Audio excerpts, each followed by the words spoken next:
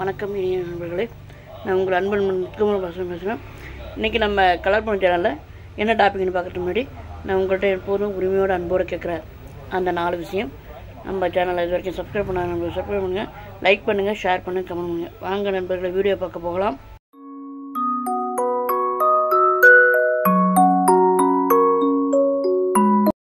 நண்பர்களே, உழவுக்கும் தொழிலுக்கும் வந்தனை செய்வோம்னு நம்ம முப்பாட்டாங்க பாரதியார் பாடியிருக்காரு.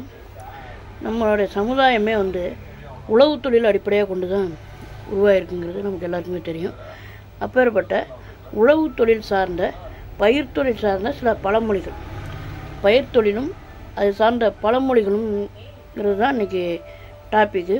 அதாவது இப்போ வர பழமொழியெல்லாம் விவசாயத்தை அடிப்படையாக வச்சு தான் சொல்லப்பட்டிருக்கு. ஆனால் அது மற்ற விஷயத்துக்கும் மற்ற விஷயத்து மேலே எப்படி ட்ராவல் பண்ணுது, எப்படி அதுக்கு எல்லா விதமான பிரச்சனைக்கு தீர்வாக அமைகிற மாதிரி ஒரு பொதுவான கருத்தாகவும் இருக்குங்கிறது தான் இன்றைக்கி நம்ம கலர்புரம் சேனலில் நம்ம எடுத்துருக்க டாப்பிக்கு.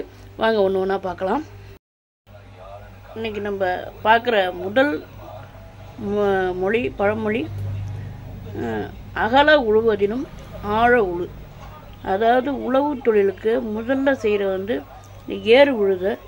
ஏறு உழுவுறதை நம்ம அந்த பயிர் செய்வதற்கான முதல் படியாக நம்ம பண்ணுவோம்.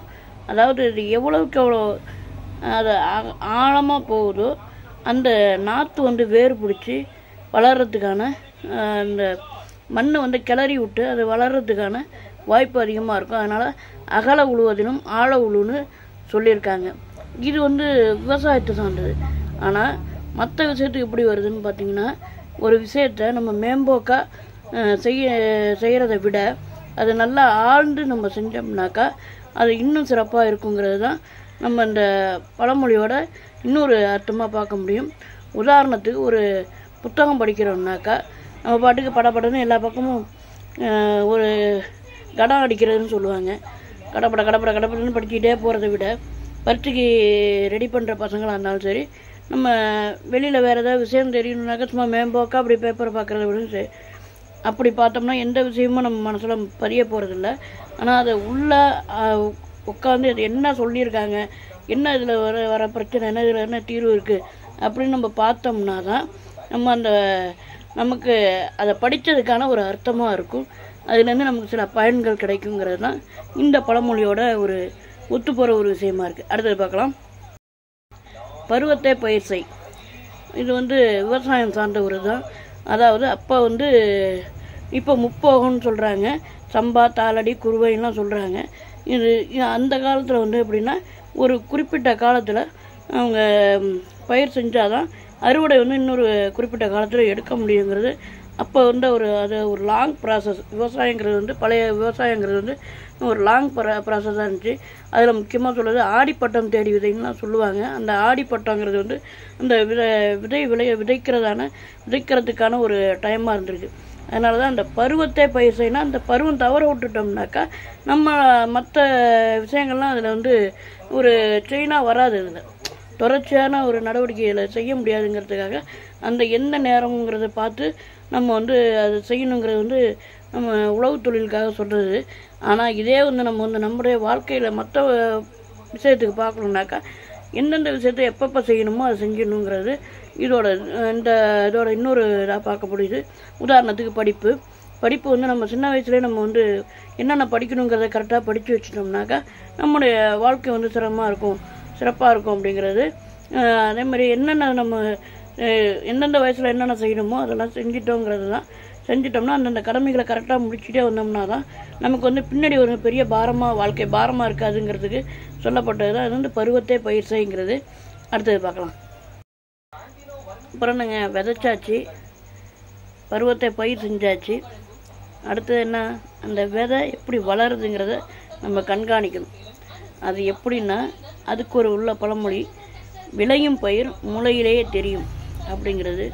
அதாவது ஒரு பயிர் அது முளைக்கும் போதே இது நல்லா முளைக்குமா, திறனாக இருக்குமாங்கிறது அதோட முளைப்பு திறன் அதோட ஆரம்ப கட்டத்திலே நம்ம பார்த்துட முடியுங்கிறது தான் இந்த ஒரு பழமொழியோட அர்த்தமாக இருக்குது. அதே நேரம் இது வாழ்க்கைக்கு எப்படி ஒத்து வரும் அப்படின்னு பார்த்தீங்கன்னா, சின்ன வயசுலேயே நம்ம குழந்தைங்க சில விஷயங்களை பார்த்து வளருதுங்க. அதோட வெளிப்பாடு வந்து எப்படி இருக்குங்கிறத பார்த்துட்டு தான் இந்த குழந்தை எப்படி வரும், இதோட வளர்ப்பு திறன் எப்படி இருக்குது, இது எப்படி எதிர்காலத்தில் எப்படி இருக்குங்கிறத நம்ம சொல்லிட முடியும். உதாரணத்துக்கு சொன்னால் படிப்பு தான், வேறு என்ன, கல்வியில் எப்படி இருக்காங்க, வேறு திறன்மை எப்படி இருக்குது, வேறு ஒரு விஷயங்கள் அவங்க ஈடுபடுற முறை எப்படி இருக்குங்கிறது நம்ம வந்து சின்ன வயசுலேயே கண்டுபிடிச்சிடலாம். கண்டுபிடிச்சா அப்பயே திருத்தினா தான் பின்னாடி வந்து நம்ம திருத்த முடியும். இதுக்கு இன்னொரு இதுவும் பழமொழியும் உண்டு, 5 விளையாது 50 விளையாதுன்னு சொல்லுவாங்க. அதனால் சின்ன வயசுலேயே அவங்க வந்து என்னென்ன தப்பு செய்கிறாங்கும்போது அதை திருத்தி அதை வந்து அவனை நல்ல ஒரு விதமாக கொண்டு வர்றது தான் நம்ம பெரியவங்களோட கடமையாக இருக்குது. இதை சொல்கிறது தான் இந்த விளையும் பயிர் முளையிலேயே தெரியும். நம்ம அந்த ஒரு குழந்தைகிட்ட ஒரு தவறு கண்டுபிடிக்கணும்னா அதை அப்பயே திருத்திடணும். இல்லை நல்ல விஷயம் தெரிஞ்சுன்னா அதை தட்டி கொடுத்து நம்ம அதை பெருசாக ஆக்கணும். இதுக்கு வந்து அடுத்தது பார்க்கலாம், என்னன்னு பார்க்கலாம். பயிர் வளருது, அதுக்கு என்ன பண்ணணும், நீர் பாய்ச்சணும். அப்போ நீர் பாய்ச்சும் போது அந்த நீர் வந்து கரெக்டாக நம்ம விதைக்கு தான் பாய்ச்சணும், பயிருக்கு தான் பாய்ச்சணும். விழலுக்கு இறைத்த நீர் போல் வீணாகிடு அப்படின்னு சொல்லுவாங்க. அதாவது ஒரு கட்டாந்தரைக்கோ ஒரு தேவையில்லாத ஒரு விஷயத்துக்கோ தண்ணி போணுச்சுன்னா தண்ணிக்கும் வேஸ்ட்டு, அந்த இதுக்கும் அந்த வர வேறு விதமான பயிர்களால் நமக்கு எந்த விதமான லாபமும் வரப்போகிறதில்ல, எந்த பயனும் கிடைக்க போகிறதில்ல. நம்ம கையில் அந்த தண்ணி வேஸ்ட்டாக போகும். ஆனால் விழலுக்கு இறைத்த நீர்னு சொல்லுவாங்க. அதே மாதிரி தான் நம்மளுடைய அனுபவத்தை, நம்மளுடைய அறிவுரைகளை சொல்கிறோம் அப்படின்னு நினச்சிக்கிட்டு நம்மள்கிட்டேருந்து அதை எடுத்துக்கிறவங்கள்ட்ட சொன்னோம்னா அது பயிருக்கு போன தண்ணீராக போகும். அதை எடுத்துக்காமல் ஆமாம் இவர் என்ன பெரிய அட்வைஸ் பண்ண வந்துட்டார், இவருக்கு நமக்கு தெரியாதெல்லாம் அவருக்கு தெரிய போகுதாங்கிற மாதிரி மேதாவித்தனமாக இருக்கவங்கள்ட்ட போய் நம்ம சொன்னோம்னா அது விழலுக்கு இறைத்த நீர். அடுத்தது பார்க்கலாம். பயிர் நட்டாச்சு, தண்ணீர் பாத்தியாச்சு, அப்புறம் பயிர் விளைஞ்சிடுச்சு. அடுத்து என்ன பண்ணணும், அறுவடை பண்ணணும். அந்த அறுவடை பண்ணுறதுக்கு நம்ம என்ன விதைக்கிறோமோ அதுதான் அறுவடை பண்ண முடியும். வினை விதைத்தவன் வினை அறுப்பான், திணை விதைத்தவன் திணை அறுப்பான். விவசாயம்னா திணை விதைக்கிறது. எந்த விதமான திணை நம்ம விதைக்கிறோமோ அதை தான் நம்ம அறுவடை பண்ண முடியும். அதே இந்த வாழ்க்கையில் வாழ்க்கை முறையில் வினை அடுத்தவனுக்கு செய்கிற தீம்பு நமக்கே நடக்குங்கிறது அது எந்த விதமான மாற்று கருத்துக்கும் இடமே கிடையாது. முற்பகல் செய்யும் பிற்பகல் விளையுங்கிறது எந்த விதமான மாற்று கருத்துக்குமே இடம் கிடையாது. அதான் வினை விதைத்தவன் வினை அறுப்பான், திணை விதைத்தவன் திணை அறுப்பான். அறுத்தாச்சு, அடுத்தது தூத்திடுவோம். ஆமாங்க, காற்றுள்ள போதே தூத்திக்கொள். அது என்ன தூத்துறது அப்படின்னா, நம்ம அறுவடையாகி கதிர் அடித்து நெல் குமிஞ்சு கிடக்கும், அதில் இருக்க பதரும் கல்லும் நெல் எல்லாமே சேர்ந்து தான் இருக்கும். அதை நம்ம அந்த தூசியெல்லாம் பிரித்து நெல்லை மட்டும் தனியாக பிரிக்கிறது தான் தூத்தி விடுறது. அது இப்போ ஆரம்பத்தில் என்ன பண்ணுவாங்கன்னா, ஒரு முரத்தில் அந்த இதை அப்படியே அள்ளி காற்று அடிக்கும்போது அப்படியே தூத்தி விடுவாங்க. அப்போ நெல் தனியாக விழுந்துடும், மற்ற தூசி தும்பெல்லாம் தனியாக காற்றுல பறந்து போயிடும். இதை சொல்ல தான் காற்றுள்ள போதே தூற்றிக்கொள் அப்படிங்கிற ஒரு பழமொழி உழவு தொழிலுக்கு உருவானுச்சு.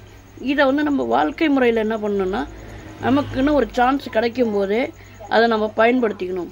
இதை விட்டுட்டோம்னா அடுத்த சான்ஸ் கிடைக்காது அப்படிங்கிறத சொல்ல தான் காற்றுள்ள போதே தூற்றிக்கொள். நமக்கு ஒரு எக்ஸாம் வருது, ஒரு போட்டித் தேர்வு வருது, நம்ம அதை எதிர்பார்த்துக்கிட்டு இருக்கோம்.